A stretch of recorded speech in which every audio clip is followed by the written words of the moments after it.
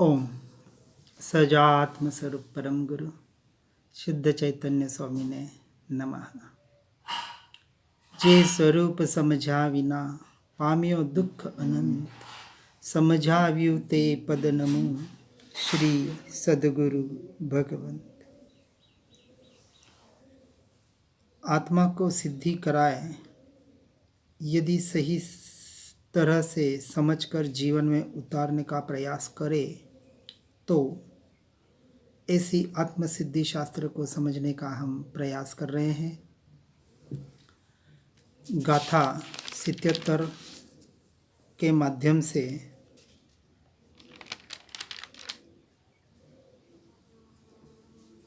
कर्म का कर्ता क्या ईश्वर है, क्या उसका प्रेरक है, इस प्रकार के प्रश्नों के माध्यम से समझने का प्रयास किया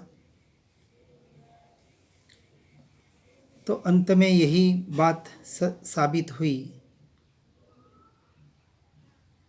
कि कर्म का कर्ता आत्मा ही है।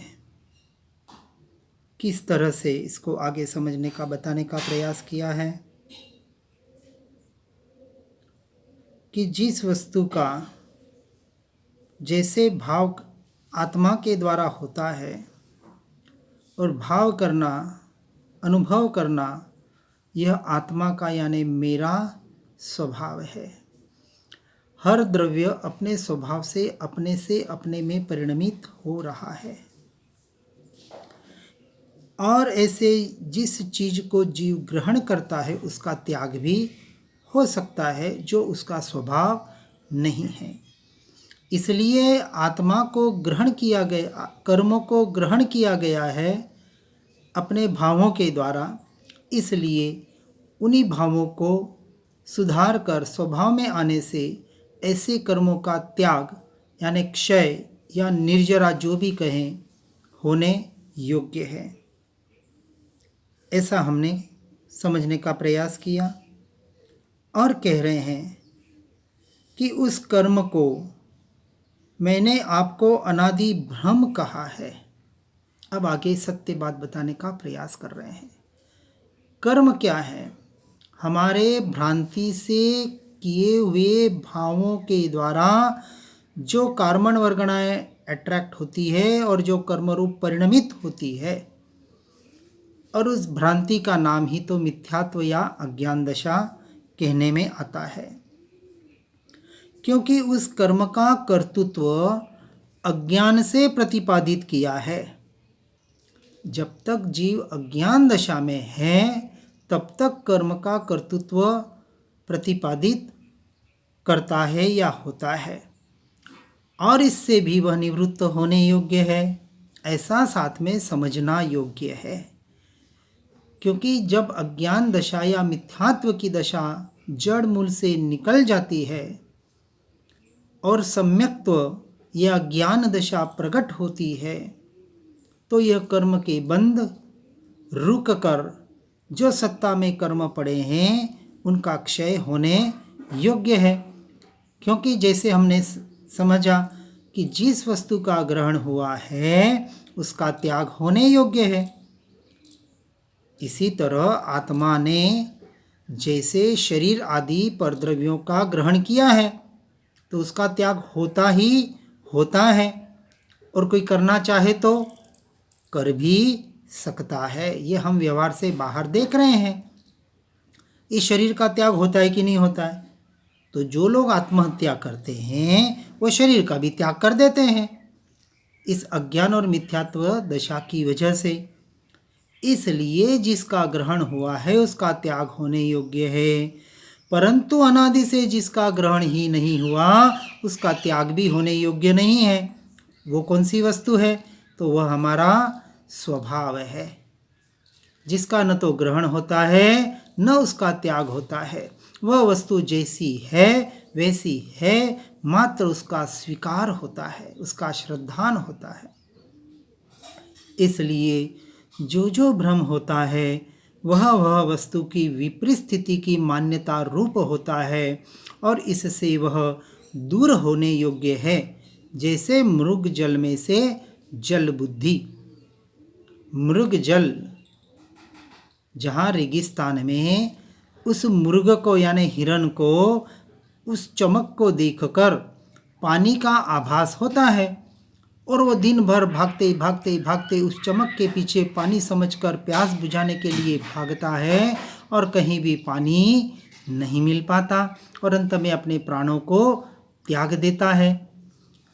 इसी तरह जीव को इस अज्ञान दशा की वजह से, इस मिथ्यात्व की वजह से, पर द्रव्य पर भावों में मैं मेरापना करने की वजह से जो भ्रम हो रहा है, ये जो भ्रांति हो रही है, शरीर मैं हूँ, शरीर से जुड़े संबंध मेरे हैं, मैंने ऐसा किया, मैंने वैसा किया, ये पद प्रतिष्ठा मान सम्मान घर गृहस्थी रिश्ते नाते जिसमें इस जीव ने मैं मेरापना किया है वह एक भ्रांति है, माया जाल है, इसके अलावा कुछ भी नहीं है। इस बात को जब तक नहीं समझ रहे तब तक जीव भ्रांति में है और जब तक भ्रांति में है तब तक उस वस्तु की विपरीत स्थिति की मान्यता रूप वह उस भ्रांति में भटकता रहता है और ऐसी भ्रांति दूर होने योग्य है। ऐसा हम अपने अनुभव से प्रत्यक्ष आपको बता रहे हैं। जितने भी ज्ञानी पुरुष हुए, महात्मा हुए, परमात्मा पद जिन्होंने प्राप्त किया, उन्होंने अपने अनुभव के आधार पर इस बात को सत्य प्रतिपादित किया है और उसी आधार पर हमें बताने का यहाँ प्रयास किया जा रहा है। इसलिए कहने का हेतु यह है कि यदि अज्ञान से भी आत्मा को कर्तृत्व न हो तब तो कुछ उपदेश आदि का श्रवण, विचार, ज्ञान आदि समझने का कोई हेतु ही नहीं रहता। अब यहाँ जीव का परमार्थ से जो कर्तृत्व है उसे कहते हैं।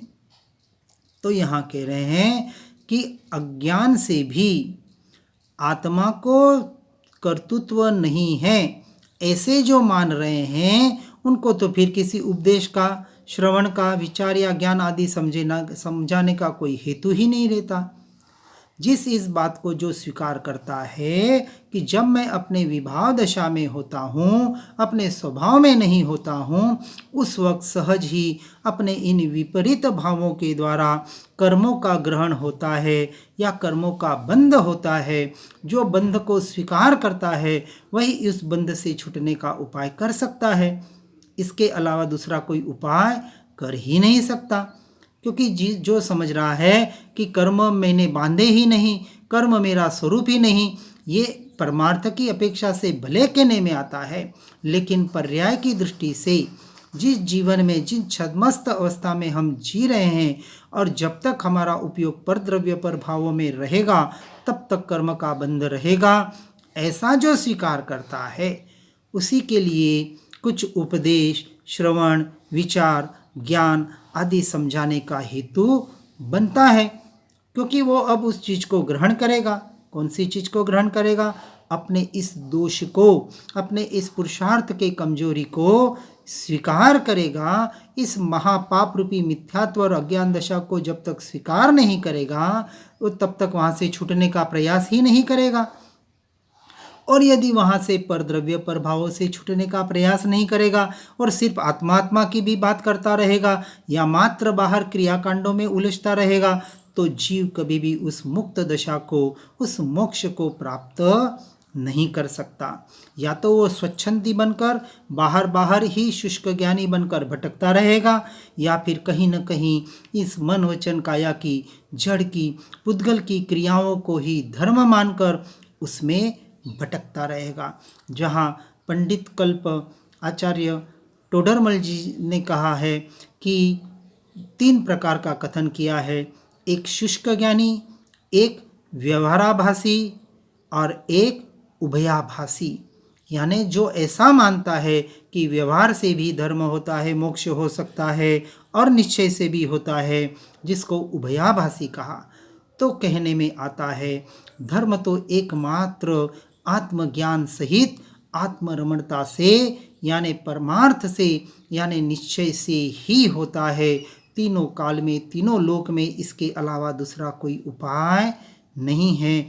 चाहे आज समझे, कल समझे या अनंत भवों के बाद समझे, इस मार्ग को समझे बगैर और इस मार्ग को आत्मसात किए बगैर भव भ्रमण से छुटकारा नहीं है। इसलिए अब यहाँ जीव का परमार्थ से जो कर्तृत्व है उसे कहते हैं। इस गाथा से हमको सारी बात समझ में आ जाएगी। गाथा 78 में बताते हैं, चेतन जो निज भान मा करता आप स्वभाव, वर्ते नहीं निज भान मा करता कर्म प्रभाव। अब सबका सार इस गाथा में बताने का प्रयास किया है कि व्यवहार की अपेक्षा से आत्मा यानी कि मैं ही कर्म का करता हूँ, और इस कर्तापने से छूटने के लिए मैं इस कर्म प्रभाव से भी छूट सकता हूँ। कब छूट सकता हूँ? तो कहते हैं कि आत्मा यानी कि मैं यदि अपने शुद्ध चैतन्य रूपी आदि स्वभाव में रहता हूँ और अपने उस स्वभाव का स्वीकार करता हूँ, उस वक्त मैं अपने स्वभाव का कर्ता होता हूँ। तो आत्मा करता है, इस बात को यहाँ प्रमाणित कर रहे हैं कि जब मैं अपने स्वभाव में होता हूँ तब अपने स्वभाव का करता होता हूँ, और जब मैं अपने स्वभाव का करता होता हूँ तो उस वक्त मैं कर्म का बंध नहीं करता, या यूँ कहें कि कर्म का बंध होता ही नहीं। अर्थात अपने स्वभाव में जब रहता हूँ, उस स्वरूप में परिणमित होता हूँ, तब यह घटना घटित होती है।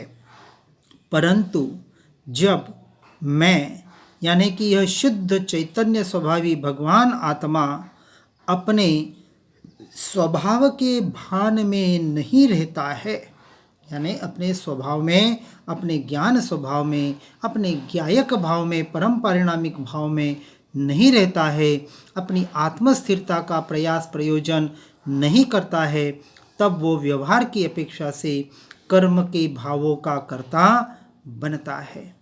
भाव कर्म यानी मोह राग द्वेष के भावों का कर्ता बनता है, जिसकी वजह से ज्ञानावरणादि 8 प्रकार के जो कर्म और जो उसकी प्रकृतियां बताई, ऐसे कर्मों का बंध करता है। और ऐसे कर्मों का बंध जब उदय में आता है और उस उदय काल में शरीरादि जो 9 कर्म हमें प्राप्त होते हैं, फिर उसमें एकत्व करके मैं मेरा पना करके अपने भावों को बिगाड़ता है, भाव कर्मों का बंध करके फिर द्रव्य कर्म 9 कर्म, इस तरह से अनादिकाल से जीव इस मिथ्या मान्यता की वजह से, इस भ्रांति और अज्ञान दशा की वजह से, या यूँ कहें कि अपनी देहात्म बुद्धि की वजह से, देह में मैंपना और पर द्रव्यों में मेरापना करने की वजह से इस संसार में निरंतर कर्मों के बंध करके उनको भोगते हुए निरंतर 84 का चक्कर कर रहा है। और उसमें सबसे बड़ा दोष किसका है? मुझ स्वयं आत्मा का है। तो इससे छूटना भी किसे पड़ेगा? मुझे स्वयं से स्वयं को ही छूटना पड़ेगा, इसके अलावा दूसरा कोई उपाय नहीं है। अब इसको थोड़ा विस्तार से बताते हैं। अपने स्वरूप के भान में आत्मा अपने स्वभाव का अर्थात चैतन्य आदि स्वभाव का ही करता है, अन्य किसी भी कर्म आदि का करता नहीं है। ये हुआ परमार्थ का कथन। और जब आत्मा यानी कि मैं अपने स्वरूप के भान में नहीं रहता हूँ, तब कर्म के प्रभाव का कर्ता कहलाता हूँ। वास्तविक होता नहीं हूँ, परंतु निमित्त नैमित्तिक संबंध से उन भावों के द्वारा जो कर्म का बंध होता है, इसलिए व्यवहार की अपेक्षा से आत्मा यानी कि मैं ही कर्म का कर्ता बनता हूँ। तो कर्म का कर्ता बनना या स्वभाव का कर्ता बनना, कर्म का भोक्ता बनना या स्वभाव का भोक्ता बनना, अब ये किसके हाथ में है? मेरे हाथ में है, स्वयं जीव के हाथ में है। यही बताने का यहाँ विशेष प्रयोजन प्रयास किया जा रहा है। अनादिकाल से जीव ने पर द्रव्य पर भावों में और कहीं नहीं तो परमात्मा में, गुरु में, शास्त्रों में, कहीं न कहीं तीर्थों में बाहर और बाहर ही यह स्थापित किया है कि बाहर की क्रियाओं करने से या कुछ परमात्मा या गुरु हमारा कुछ ऐसा कर ले कि जिससे हमें मोक्ष प्राप्त हो जाए, मुक्ति मिल जाए, या हमारे संसार के सारे सुख दुख, सुख तो खैर नहीं परंतु दुख विलय को प्राप्त हो जाए, ऐसा निरंतर प्रयास यह जीव बाहर और बाहर ही करने की वजह से जो पुरुषार्थ, सत्य पुरुषार्थ करना था वो सत्य पुरुषार्थ नहीं कर पाता है, और पुरुषार्थ की कमजोरी की वजह से कुछ पुण्य का बंध करके वापस संसार के परिभ्रमण में ही भटकता है। अब इसी को आगे समझाने का प्रयास करते हैं कि परमार्थ से तो जीव निष्क्रिय है, ऐसा वेदांत आदि का निरूपण है, और जिन प्रवचन में भी सिद्ध अर्थात शुद्ध आत्मा की निष्क्रियता है, ऐसा निरूपण किया गया है। दो बात बता रहे हैं, एक जिन दर्शन के हिसाब से और वेदांत के हिसाब से, कि यहाँ वेदांत का निरूपण है आदि का कि परमार्थ से जीव निष्क्रिय है, यानी कुछ करता धरता है ही नहीं, और जिन प्रवचन में भी यही कहा कि सिद्ध स्वभाव, सिद्ध परमात्मा अर्थात शुद्ध आत्मा जब अपने स्वरूप में रहता है तो वह कैसा होता है, निष्क्रियता रूप ही होता है, ऐसा निरूपण किया है।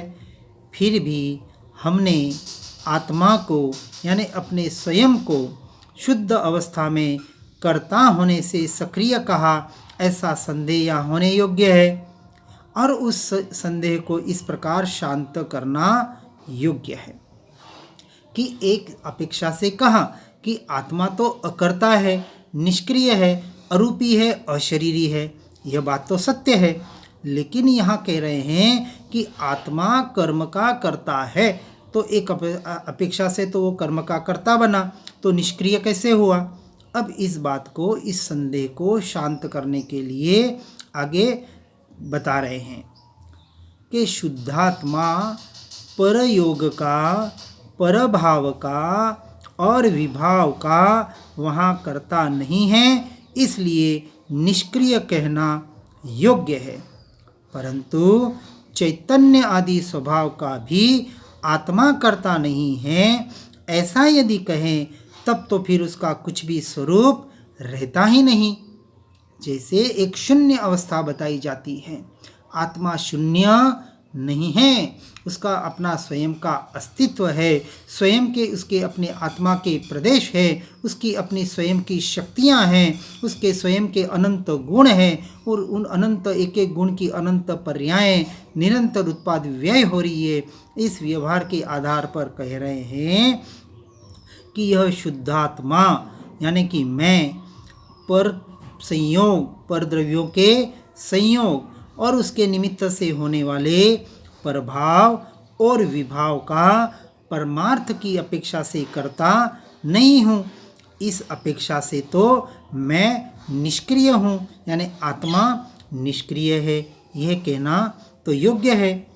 परंतु चैतन्य आदि स्वभाव का भी आत्मा यानी कि मैं करता नहीं हूँ, ऐसा यदि कहें तो आत्मा के स्वरूप का ही लोप हो जाए, क्योंकि मैं आत्मा हूँ तो मेरा कुछ स्वरूप है, मेरा स्वभाव है, मेरे अपने स्वयं के गुण हैं, मेरी अपनी आत्मा के प्रदेश है, मेरी अपनी एक चैतन्य शक्ति है, तो उस चैतन्य शक्ति के परिणमन का, उस वीर्य का, उस शक्ति का मैं स्वयं से स्वयं का करता हूँ। यदि इस कर्तृत्वपने का भी निषेध कर दिया जाए तो आत्मा का ही निषेध हो जाएगा, जीव का ही निषेध हो जाएगा।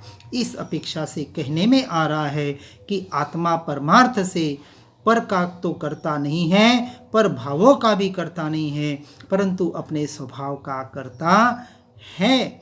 यदि स्वभाव का करता नहीं रहा जाए तो अपने स्वभाव तक पहुंचकर उसमें स्थिरता का फिर उपाय ही कोई नहीं रहता है, और उसका उपाय नहीं रहता है तो फिर मोक्ष का भी उपाय नहीं रहता है। इसलिए आत्मा के अस्तित्व को जैसे बताया कि आत्मा है, आत्मा नित्य है और आत्मा व्यवहार से कर्म का करता है और परमार्थ से अपने स्वभाव का ही करता है। इस बात को सही समझकर अपने जीवन में उतारना ही पड़ेगा। इसलिए शुद्धात्मा को योग क्रिया न होने से वह निष्क्रिय है, परंतु स्वाभाविक चैतन्य आदि स्वभाव रूप क्रिया होने से वह सक्रिय है। किसकी अपेक्षा से? कि पर की अपेक्षा से। मन, वचन, काया, ये जड़, ये कर्म के उदय, इनके परिणमन, इनकी अपेक्षा से आत्मा निष्क्रिय है। आत्मा उसका न तो करता है न उसका भोगता है, परंतु स्वाभाविक चैतन्य आदि स्वभाव रूप क्रिया होने से, अब कौन सी? ये निरंतर ज्ञान के द्वारा जानना, दर्शन के द्वारा देखना और चारित्र के द्वारा उसमें एकत्व करना, स्थिर होना इत्यादि, जो इन रत्नत्रय के साथ जो अनंत गुण आत्मा में स्वयं के रहे हुए हैं, ऐसे स्वभाव रूप क्रिया होने से निरंतर यह ज्ञाता दृष्टा भाव, ये देखना जानना, यह अनुभव करना, ये निरंतर आत्मा के द्वारा हो रहा है। इसका हम प्रत्यक्ष अनुभव कर रहे हैं। ये सर्दी लगना, गर्मी लगना, कुछ दुखावा होना, शरीर की वेदना का अनुभव होना, ये बाहर जो कुछ भी अनुभव हो रहा है, वो अनुभव कौन कर रहा है? तो यह जीव कर रहा है। तो इस अपेक्षा से जीव अनुभव के लक्ष्य से सक्रिय है, इसलिए वो अनुभव कर रहा है। रात का सपना आता है, हम गाढ़ निद्रा में होते हैं, सारे अवयव हमारे शिथिल होते हैं, 5 इंद्रियां और मन सोया हुआ होता है। उस वक्त भी यह जानना निरंतर सक्रिय रहता है। इस अपेक्षा से आत्मा सक्रिय है और अपने स्वभाव का ही करता है। इस बात को स्वीकार करना ही पड़ेगा। और आगे कह रहे हैं कि चैतन्य आत्मता, आत्मा को स्वाभाविक होने से उसमें आत्मा का परिणमन होना एकात्म रूप से ही है, और इसलिए परमार्थ नय से सक्रिय ऐसा विशेषण वहाँ भी आत्मा को नहीं दिया जा सकता। अब ये भी व्यवहार की अपेक्षा से कहा कि आत्मा सक्रिय है, तो ज्ञाता दृष्टा है, देखने जानने वाला है, परंतु किसका? जब तक परद्रव्य और परभावों का ज्ञाता दृष्टा है तब तक वो सक्रिय है, परंतु तब तक वो अपने संपूर्ण शुद्ध स्वभाव में नहीं है। जब ये सक्रियता अपने स्वरूप की स्थिरता के द्वारा निष्क्रियता में न बदली जाए, यानी 3 बात हुई। बाहर की निष्क्रियता से स्वयं के स्वरूप की सक्रियता, और फिर स्वयं के स्वरूप की सक्रियता से स्वयं के स्वरूप में स्थिर होने रूप निष्क्रियता, यानी अप्रतिक्रमण से प्रतिक्रमण और प्रतिक्रमण से फिर अप्रतिक्रमण। इस प्रकार से, या यूं कहें, अशुद्ध अद्वैत से द्वैत और फिर शुद्ध अद्वैत, जिसे हम सम्यक एकांत भी कहते हैं। ऐसे सम्यक एकांत में आत्मा यानी चैतन्य आत्मा अपने आत्मा के परिणमन रूप एकात्म रूप से होने की वजह से ऐसा सक्रिय विशेषण भी फिर वहाँ आत्मा को नहीं दिया जा सकता। तो हमको व्यवहार से निश्चय में, निश्चय से परमार्थ में, और सबसे इन नए निक्षेप प्रमाणों से रहित होकर नयातिक्रांत और पक्षातिक्रांत होकर एकमात्र अपनी आत्मा में, अपने स्वरूप में, अपने स्वभाव में, अपने होने पने में मात्र स्थिर हो जाना है। जहाँ मैं आत्मा हूँ, मैं जानने वाला हूँ, मैं ज्ञायक भाव, परम पारिणामिक भाव हूँ, इत्यादि सारे विचार, सारे भावों का भी अभाव हो जाता है और मात्र स्वयं का होनापना रह जाता है। यही मेरा अनुभव है। और जब मैं अपने अनुभव में स्थिर होता हूँ तब मैं सारी क्रियाओं से, सारे भावों से निष्क्रिय हो जाता हूँ, और उस वक्त मैं सबका अकर्ता बन के अपनी स्थिरता के द्वारा यदि अंतर्मुहूर्त ऐसे स्वभाव में स्थिर हो जाऊँ तो अंतर्मुहूर्त में 2 घड़ी के भीतर केवल ज्ञान को प्राप्त हो सकता हूँ। ऐसा मेरा स्वभाव है। इसलिए निरंतर ऐसे स्वभाव को जानकर उस रूप में परिणमन, उसका ही पुरुषार्थ और उसका ही अभ्यास करने का हमें प्रयास करना है। उस समय यह करता होता है? नहीं होता है, वहाँ कुछ नहीं होता है, न करता होता है न भोगता होता है, बस अपने में होता है, जैसा है वैसा होता है। इसलिए कहा कि निज स्वभाव में परिणमन रूप सक्रियता से निज स्वभाव का कर्तृत्व शुद्धात्मा को है। इसलिए सर्वथा शुद्ध स्वधर्म होने से एकात्म रूप से परिणमित होता है और इससे निष्क्रिय कहते हुए भी दोष नहीं है। दोनों बात बताई। जब तक अपने स्वभाव का भी करता है, भोगता है, वहाँ विचार है, मैं हूँ, ऐसा एक विकल्प है, ऐसा एक विचार भी है, तब तक वो सक्रिय है, तब तक वो आत्मलीनता नहीं कही जाएगी। इसलिए यहाँ और बता रहे आगे कि निज स्वभाव में परिणमन रूप सक्रियता से, पहले निज स्वभाव में आने के लिए सक्रिय बनाना पड़ेगा, उसका परिणमन करना पड़ेगा भेद ज्ञान और भेद विज्ञान के द्वारा। इससे निष्क्रिय कहते हुए, इसलिए निज स्वभाव का कर्तृत्व शुद्धात्मा को है। अब किस अपेक्षा से कहा कि जब तक हम भेद ज्ञान भेद विज्ञान करके अपने स्वभाव में स्थिर होने का पुरुषार्थ कर रहे हैं तो तब तक तो सक्रिय हैं, और जब तक सक्रिय हैं तब तक निज स्वभाव के कर्तृत्व शुद्धात्मा को बताया कि तब तक स्वभाव का करता है। और सर्वथा शुद्ध स्वधर्म होने से, जैसे आत्मा अपने स्वभाव का विचार करते करते उस ध्यान रूप परिणमित होता है, यानी अपनी आत्मा में अनंत काल के लिए लीन हो जाता है, जहाँ सूक्ष्म से सूक्ष्म विचार भी छूट जाता है, मात्र होनापना स्वयं का रहता है। ऐसा होनापना रहता है कि शरीर को कोई काट दे, चीर दे, फाड़ दे, फेंक दे, कुछ भी कर ले तो भी वह शरीर पे उपयोग नहीं जाता। अपनी आत्मलीनता के आधार पर ही केवल ज्ञान पाता है। और ऐसे सर्वथा शुद्ध स्वधर्म होने से एकात्म रूप से परिणमित होता है। और जब ऐसे एकात्म रूप परिणमित होता है, जब मात्र होने पने में होता है, उस अपेक्षा से उसको निष्क्रिय कहते हुए भी दोष नहीं है।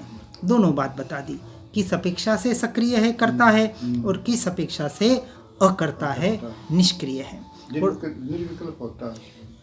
हाँ, निर्विकल्प दशा कही, यानी अपेक्षा से निर्विकल्प, यानी जहाँ मात्र उसका होनापना है, वहाँ कोई, और ऐसी अवस्था में रह जाए तो केवल ज्ञान तक पहुँच सकता है।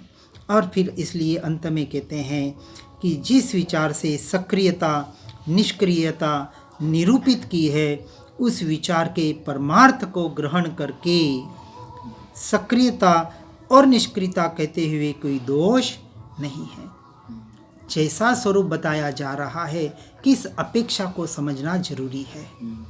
जब तक, क्योंकि बिल्कुल निष्क्रिय कहेंगे तो फिर कुछ करना ही न रहा, फिर भेद ज्ञान भेद विज्ञान, ये ध्यान साधना कुछ भी नहीं करना रहा। तो अपने आत्मा में स्वरूप स्थिरता तक पहुंचने के लिए उसे सक्रिय बनाना पड़ेगा, निरंतर इसका अभ्यास करना पड़ेगा।